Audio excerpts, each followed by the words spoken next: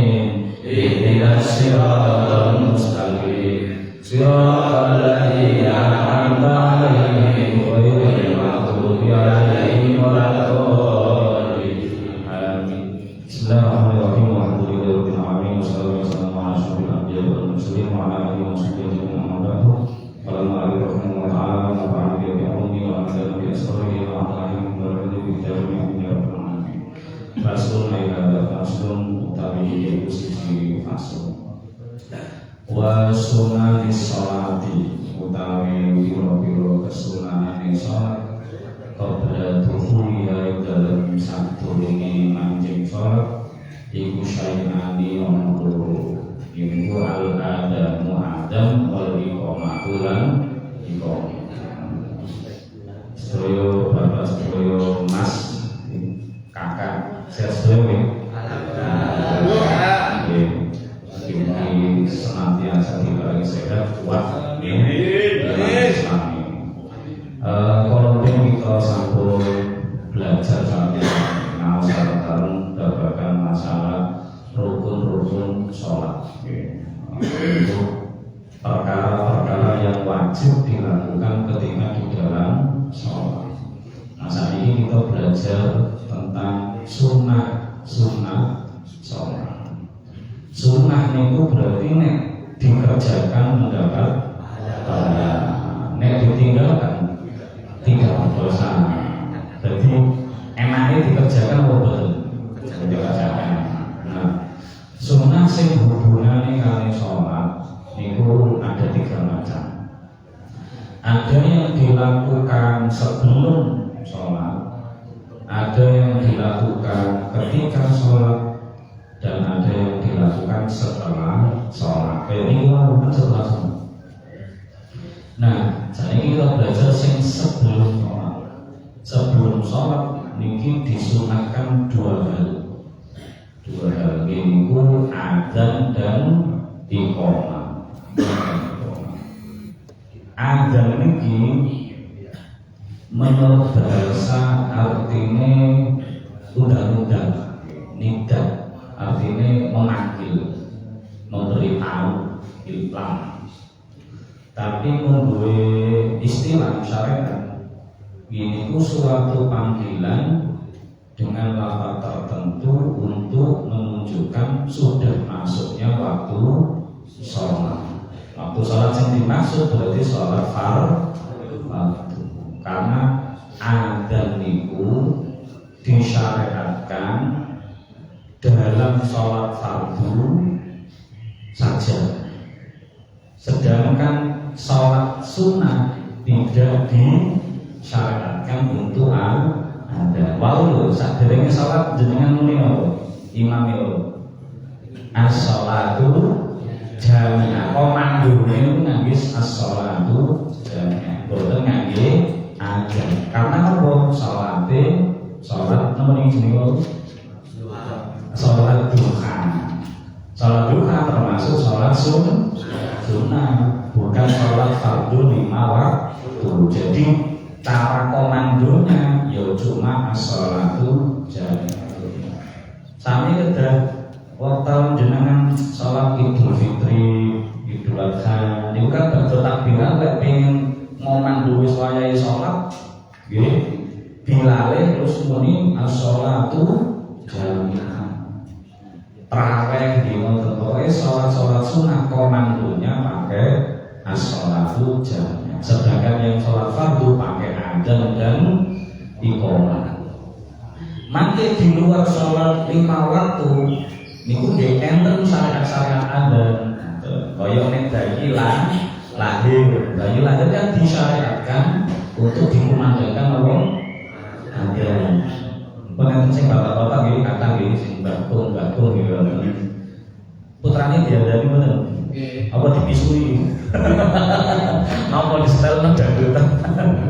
Diadani nggih sak nakal-nakal kita lho nggih, sak nakal-nakal kita iku lek duwe anak yo anake diadani goreng tengen di komati goreng iki sak nakal-nakal kita nggih. Wong dikon dokter yo perawate bareng. Oh. Adzan ini syariatnya nembe tahun 2 Hijriah. Tidak mulai awal. Mulai awal salat fardu itu kan ketika peristiwa Isra Mi'raj. Nah, sekedar malih kita menghadapi bulan Rajab. Bulan Rajab niki enten peringatan hari besar Islam yaitu Isra Mi'raj. Tanggal pinten? Ayo, 27 Rajab. 27 Rajab kita peringati sebagai ulang tahun sholat. Nah, awal Isra Mi'raj itu kan 2 tahun sebelum hijrah atau 1,5 tahun saat dari hijrah kasih ke Mekah. Niku belum disyariatkan ada, belum ada adanya. Adzan itu baru ketika Nabi tidak hijrah ke Madinah, terus umat Islam pun kata sudah banyak. Terus Kanjeng Nabi musyawarah. Nah ini Kanjeng Nabi itu tidak egois menetapkan sesuatu yang kalau tidak ada perintahnya dalam Al-Quran, dalam wahyu, maka Nabi menetapkan dengan cara musyawarah. Dikumpul para sahabat. Ayo iki umat Islam wis akeh. Carane ngundani salat iki nganggo apa? Usul dhewe-dhewe. Enten sing usul nganggo lonceng Kanjeng Nabi. Pakai lonceng.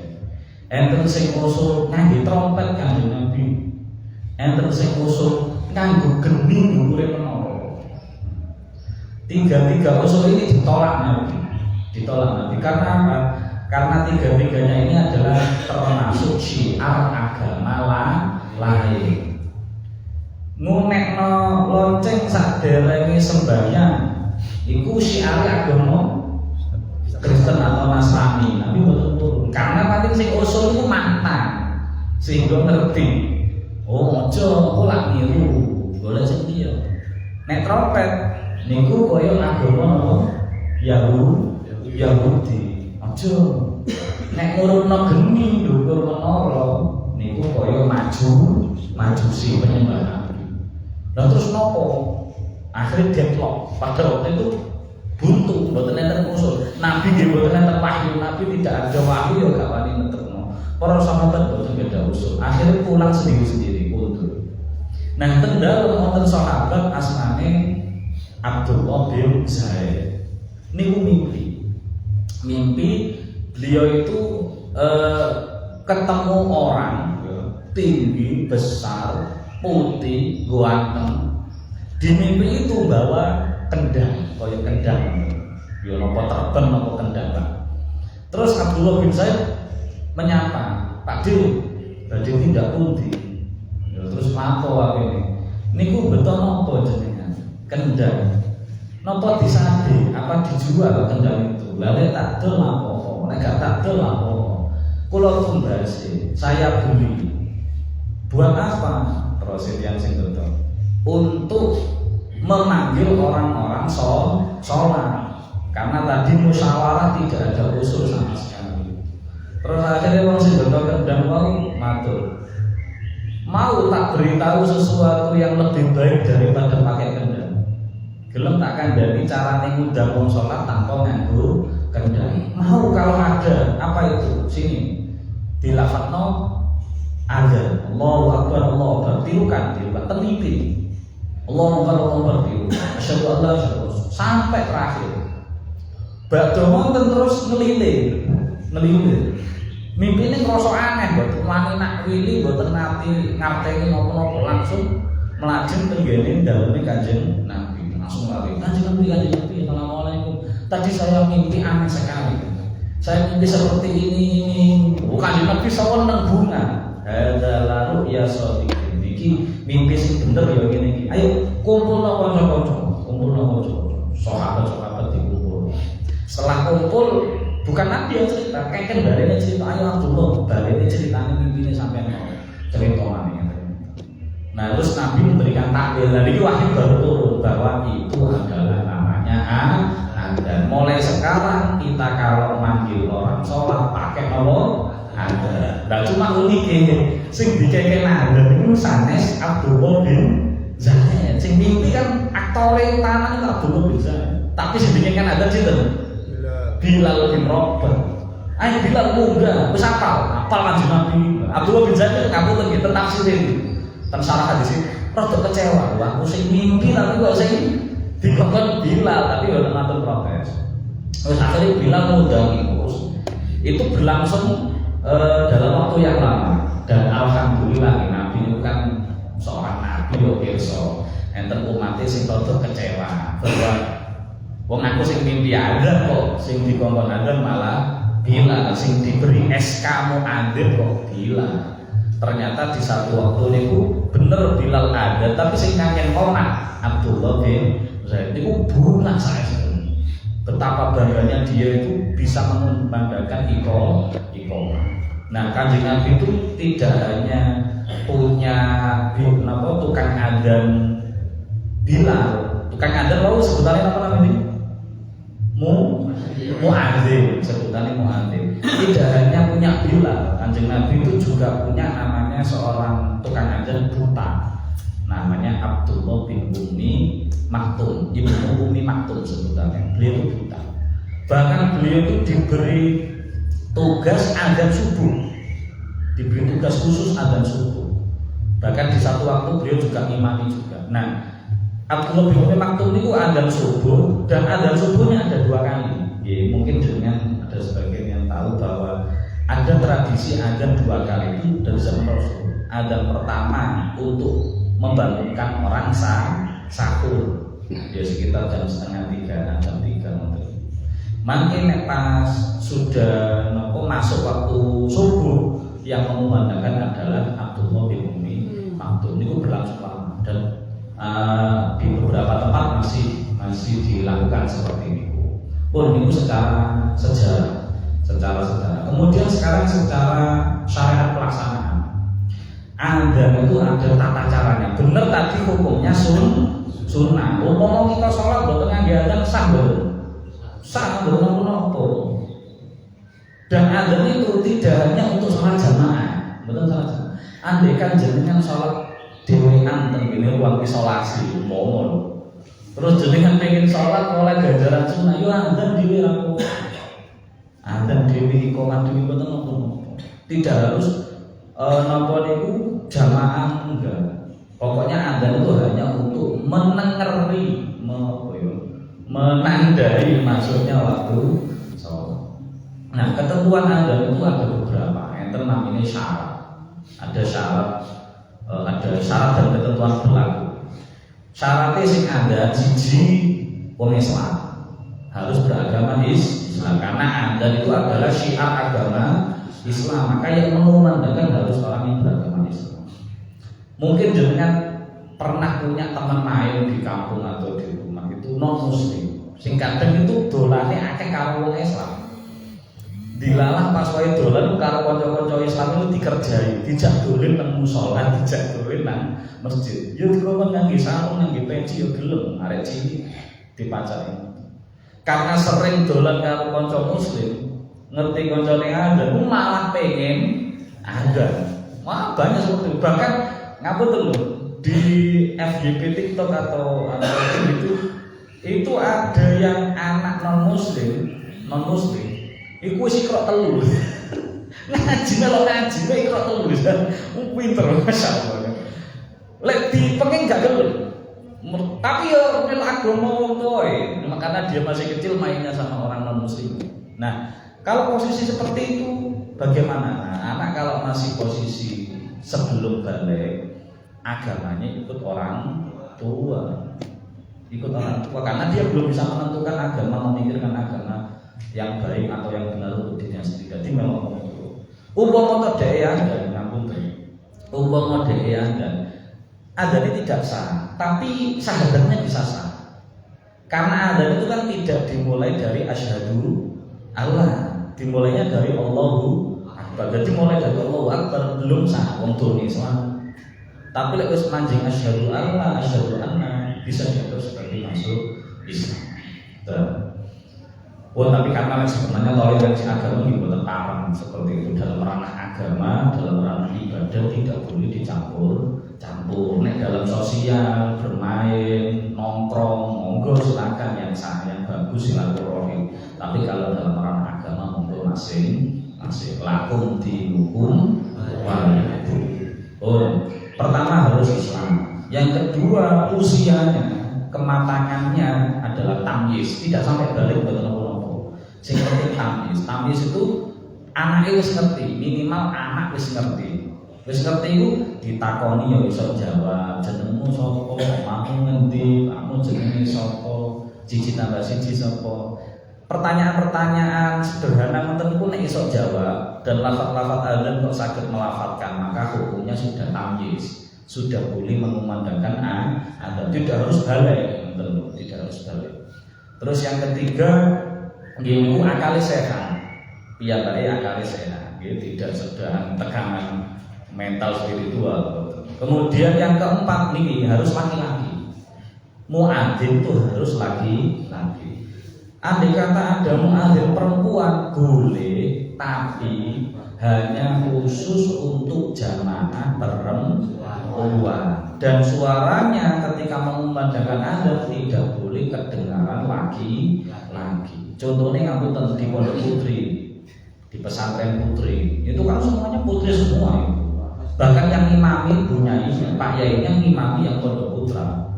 Nah, terus kalau seperti itu, yang adzan ya putri, yang qomat ya putri, tapi dengan syarat tidak sampai suaranya keluar dari lingkungan pesantren putri. Kemudian syaratnya lagi yang kelima gini, adzan itu harus dilakukan sudah masuk waktu sholat, sudah benar-benar yakin masuk waktu sholat. Makanya masya Allah. Di sini enten petugas adzan atau adanya wis saksai wis entek kondisian adzan ngoten nggih. Ya wis gak apa-apa. Tapi saged dititeni sapa sing kulino adzan? Kopi. Enten. Kopi, Pak. Enten. Mas Pak Bobi. Enten. Nggih, Pak Bobi nggih. Nah, sampeyan api-api ono Pak Bobi. Api-api ono saya. Sing tukang adzan. Jenengan apa ngene Pak Bobi kudu kenal saestu kali jenengan. Karena napa? Oh bahaya. Pak Bobi Beijing niki ten hadis itu. Masuk surga lebih dulu. Tukang adzan itu masuk surga lebih dulu, bahkan lebih dulu dari imamnya. Bahkan lebih dulu dari imamnya. Karena kamu tukang adzan itu kan berarti datanya lebih dulu, lebih awal. Bahkan makanya beberapa ulama memang ada perbedaan pendapat antara apa inti antara imam karo muadzin. Tapi lebih banyak dalil menunjukkan muadzin sing apik. Karena dalam sisi bahwa dia lebih awal untuk manggil sholat, sehingga ganjaran-ganjaran orang yang sholat itu dilipat gandakan, diweneng atau dilipat gandakan diberikan kepada muadzin tanpa mengurangi pahalanya yang sholat. Artinya pahala yang sholat ya tetap oleh ganjaran. Tapi muadzin itu selain oleh ganjaran adzan, oleh ganjaran dhewe salat, yo oleh ganjaran kanca-kancane salat mergo dipanggil oleh dheweke. Keren ya masyaallah. Alhamdulillah.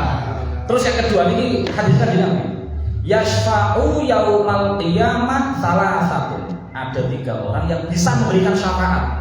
Bukan hanya dia yang bisa masuk surga awal, tapi dia bisa menolong orang, menolong temannya, menolong orang lain. Sinten itu al-anbiya, tsumma syuhada, tsumma al-mu'adzinun. Yang bisa memberikan syafaat adalah para nabi, kemudian para syuhada, orang yang mati di medan perang fisabilillah, dan orang yang tukang. Masya Allah, karena kan aku ini kalau namanya idam gitu kan. Nggak, untuk jenang kalbu kok dari ngeten kula jenang pados. Bene kunci kesesat iki. Lho nggih. Allah itu dawuh kepada orang-orang yang bisa beri syafaat, akhriju man araftu. Kalau mohon maaf, naudzubillah, kalau umpama kita sedang ada di neraka, kemudian teman kita tadi yang bisa beri syafaat itu masuk surga duluan, itu sama Allah. Hadisnya apa aja? Sama Allah tiang ini terus golek kancane nang surga. Lho, Kanjeng Nabi kancaku jenenge iki dia absen. Niku teng pundi? Ya nang neraka. Lah Pak Idam iku nang neraka jek. Ngomong tok gak sok nglakoni iku. Iku nang neraka. Lah terus ya napa? Lho, terus dalilnya seperti ini orang yang muadzin tadi. Hum yasumuna ma'ana wa yusalluna ma'ana. Lho, kok iso wong dhewe ya salat duha karo aku? Yo maca Asmaul Husna karo aku, mosok dheweke mlebu neraka gak trimo. Terus akhirnya Allah dawuh itu tadi, akhriju man araftum. Silakan keluarkan orang-orang yang kamu kenal, sing kamu kenal kok. Niku kerennya muadzin. Makane diapi-api iki, Pak. No, hobi bisa memberikan syafaat. Alhamdulillah. Oh. Karena pas tukang adzan itu bebannya berat, Pak. Dia satu masalah lafaz ya, masalah datang awal itu kan nggak semua orang bisa. Datang awal nggak semua orang bisa. Ngapunten kula mawon niku kan datang yo ora masalah sing budal awal ya seperti ada rada-rada komat. Yo terdahulu ya. Tapi nek sing pancen sudah diberi keimanan istiqomah hidayah sama Allah, yo tekoki malah sak dunya dan dhek sing nyapu-nyapu, sing moto-moto, moto sajadah macam-macam, terus motomik terus ada. Tidak semua orang bisa. Tidak semua orang bisa. Nah, kemudian nonton itu tukang adzan itu harus memperhatikan waktu. Sulit nih. Karena kamu terkadang kalau keliru waktu, belum masuk waktu sholat kok nekat diadani, adzannya tidak sah. Jangankan jenengan dengan rencang kula piyambak, waduh penyuluh agama itu. Piyambak ini pun nanti bangun subuh, niku jamnya niku wis di angka jam 4 lebih. Budal nak masjid ada sopi ada terus baru lulu lho Pak kok wis ada dunia kenyang lha iki pun jam 4 luwih lha niku jame mati yo Pak. Jak mah dadi sakniki jam pinten delok HP setengah 4 setengah jam maneh. Lembah bae wis kadung teko terus piye jare rencang kula wis mboten napa Mbah jenengan salat tahajud. Sulit sekali, harus tahu waktu. Nek pancen belum masuk waktunya tidak boleh niku jadi dheweke yo teko kudu sak durunge yo dheweke kudu ngapalno lafaz adzan. Umpama sakjane umpama gak apal enggak apa-apa pokoke ngerti urutannya. Makanya syaratnya adzan itu selanjutnya gini ku harus tahu urutan lafaz adzan. Oke, harus tahu urutan baik dengan membaca maupun apa. Lafaznya kudu ngangge lafaz niku mboten asal diganti-ganti. Allahu Akbar ya Allahu Akbar. Jangan ganti lafaz liya sing maknane kira-kira rada padha, azam utawa ajallu mboten asal. Ya harus pakai lafaz yang seperti itu. Begitupun nanti iko. Oh, kemudian syaratnya malih nek adzan niku meskipun sekarang sudah ada pengeras suara, suaranya harus lebih dikeraskan.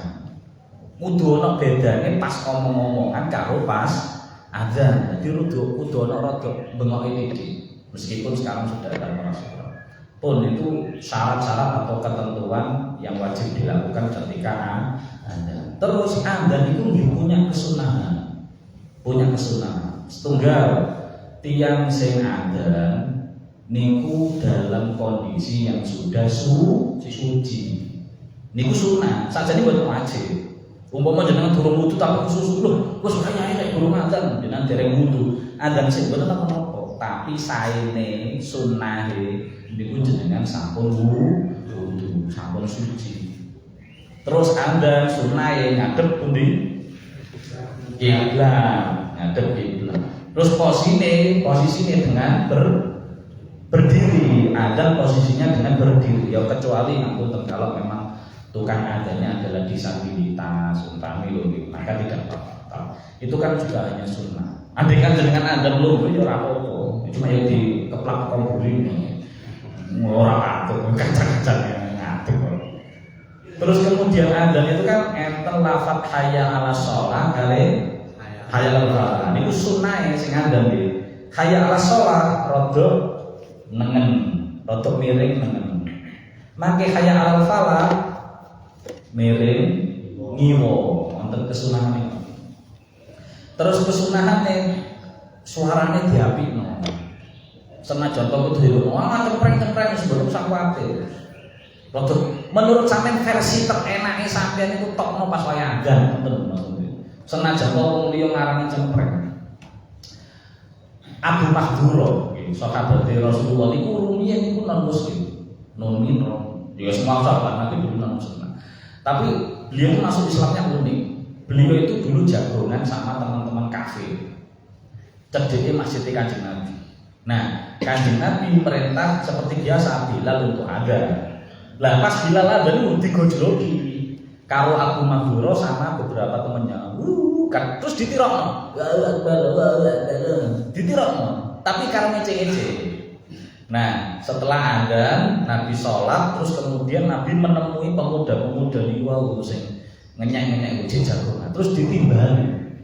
Ayo, sing jagongan ini sing ngenyek-ngenyek adzan, ngece-ngece adzan. Rene dilalah niku wong 10 niku dredeg kabeh menghadap Kanjeng Nabi dengan ketakutan. Dredeg kabeh kok diapakno. Ayo coba adzan siji-siji kok kon adzan. Kawan ada si wong 10 hadis jumlah 10 1 2. Terus terakhir salah tutup Abi Mahdura. Setelah itu sing paling enak ternyata Abi Mahdura. Terus dadanya itu dipegang oleh Rasulullah. Semoga kelebonan iman, semoga kelebonan Islam. Langsung syahadat. Wow, keren. Langsung maca syahadat. Lah kita tidak tahu ngapunten. Kemungkinan ada orang yang bisa masuk Islam dapat hidayah pas dengan ada. Kata lo ceritain mu'alaf niku sing mlebet Islami mergo krungu ada. Berarti jenengan superhero saestu tukang ada masyaallah. Bon, kemudian masalah nengok ya, terus suaranya sing apik. Terus kemudian posisi tangan nek saged niku teng kuping. Napa drijine ngenten napa ngenten. Biar apa? Biar suara bisa lebih lantang. Terus kemudian sing krungu adzan juga punya napa niku kesunahan. Gini pun jawab adzan sesuai dengan lafaz muadzinnya, sesuai dengan lafaz adzannya. Nek Allahu Akbar sing krungu ya jawab Allahu Akbar. Sama gitu. Kecuali nopo, ayo kecuali di lafaz nopo sing tidak sama. Hayya 'alas shalah sama hayya 'alal falah. Jawabannya nopo? La haula wala quwwata illa billahil aliyyil azim. Kenapa kok di dua lafaz itu kok beda? Ya secara aturan gini memang aturannya Kanjeng Nabi. Cuma nek diteliti dari hikmahnya itu kan hayya 'alas shalah hayya 'alal falah, perintah untuk menuju sholat. Dan kita itu kita sadari kita itu tidak bisa menuju sholat atau kita tidak bisa menegakkan sholat tanpa daya dan kekuatan pertolongan dari Allah. Kita bisa sholat ngenten iki ditulung Allah. Ngapunten jenengan introspeksi angen-angen. jenengan sebelum masuk ke sini istiqomah duha betul? Ayo. Makanya Allah, aku pengen cahiku, wongiku pengen sholat duha tertib. Caranya ya apa? Nek nang jogo ora iso dikongkon. Wis ribut karo anak, ribut karo penggawe, ribut karo macam-macam gitu. Akhirnya karo Allah gak kesuwen lebokno lapas ae. Cari Allah kesuwen lebokno lapas cek iso sholat. Lho kemungkinan itu lho. Makanya kadang-kadang ngawur tuh gitu. Nggih mungkin jangan wong kuat lah. La yukallifullahu nafsan illa wus'aha. Tidak akan memberikan suatu musibah cobaan kalau hambanya tidak kuat. Wajibnya berarti wong kuat bisa berbuat begini. Aku tenang bilang, kok kalau begini kalau gimana kuat saya paling dia. Ya tapi kan masih ada terpaksa awalnya tapi kan isok sholat duha istri, isok sholat jamaah 5 waktu istri, di luar itu kita bisa. Wah itu mengkau disyukuri. Nah kemudian saat ini yang penting nanti setelah adzan baik si muadzin maupun si pendengar disunahkan untuk berdoa. Pripun doane? Allahumma rabb hadhil da'wati tammah wassalati qa'imah ati sayyidina Muhammadil wasilata wal fadilah wasyarafa wad darajatal aliyata rafi'ah Aba'athu maqaman mahmudan alladhi wa'ata inna ala yukhliful iman. Untuk nira-nira orang titik disambung pulangkan apal kalau masalah tapi insya Allah jadi yang pulangkan. Ini penting sangat Pak. Ini mau ngapunten. Kanjeng Nabi yang mendahulukan man qala hina yasma'un nida Allahumma rabbal wa taman saterusé wau halat lahu syafaati yaumal qiyamah.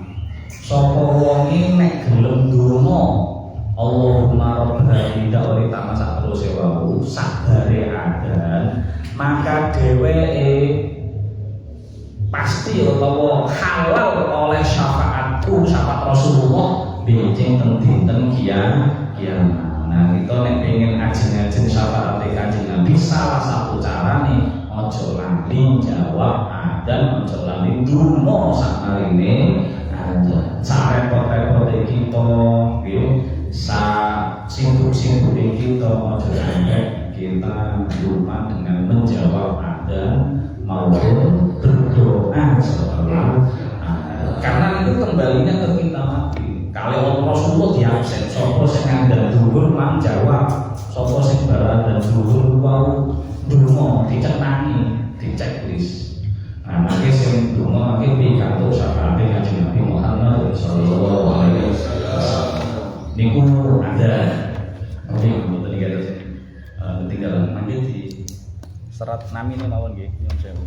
Nami singkat mawon. Mangke diputeraken. Niku ada. Terus iqomah kesunahannya adalah kalau adzan itu temponya diperlambat, temponya lambat. Allahu akbar lambat. Tapi nek iqomah di rada dicepetno tempone. Allahu akbar asyhadu an la ilaha illallah. Kenapa kok seperti ini Bu? Jiji memang perintah Kanjeng Nabi, tapi ada hikmahnya. Nek adzan rata-rata wong sudah jamaah sudah datang belum rata-rata?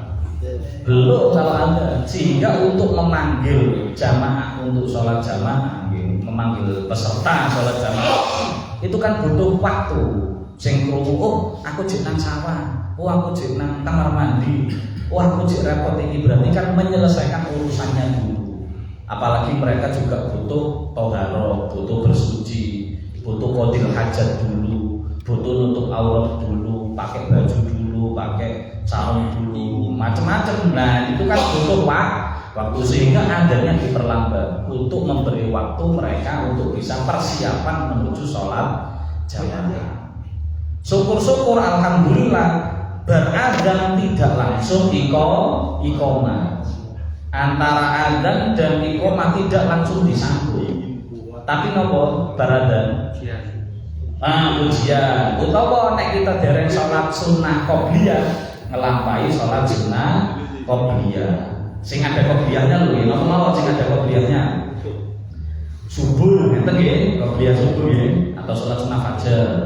Terus zuhur, terus asar, terus maghrib, isya, ada maghrib itu. Cuma lebih cepat gitu aja. Jadi setelah adzan terus kemudian melaksanakan sholat qobliyah, rawatib itu. Karena sholat qobliyah itu tidak boleh dilakukan sebelum masuk waktu sholat, harus setelah masuk waktu sholat, dan itu dilakukan setelah adzan. Dan kemudian apa? Sebenarnya secara spesifik namanya bukan ujian, tapi doa. Karena Kanjeng Nabi maturaken di antara adzan dan iqamah ada waktun mustajabun. Bainal adzan wal iqamah waktun mustajabun. Di antara adzan dan iqamah ada waktu yang mustajab untuk berdoa. Lah, wali-wali sono kita, para ulama kita Indonesia Nusantara itu ngajari ben dongane gak sepaneng digawe model ujian lagu. Rabbana atina fid dunya hasanah Rabbana atina fid dunya hasanah wa fil akhirati hasanah wa fil akhirati hasanah wa qina adzabannar wa qina adzabannar. Macam-macam monggo. Gawe Allahumma firli, gawe tobo ati, kanggo sholawat. Sholawat kan isinya juga termasuk doa.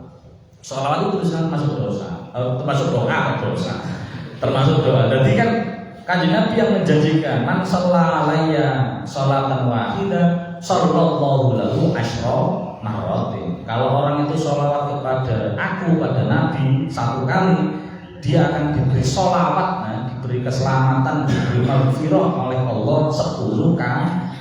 Makanya meskipun tidak dikoordinir, wis aku tak ndonga dhewe baradan bar salat qobliyah terus ndonga dhewe, duwe hajat dhewe, ya Allah muga-muga ndak metu oleh remisi, oleh keringanan, lan ketemu anakku, bojo, macam. Nah, itu waktu yang mustajab. Kemudian sunnahnya lagi nek iso. Sing ada iku juga termasuk sing iqamah nek iso. Umpama beda gitu tapi saya ini nonton nggih. Mungkin bermanfaat, namun kata ada yang tanya kan? Sudah gitu kami. Namun kata assalamualaikum warahmatullahi wabarakatuh.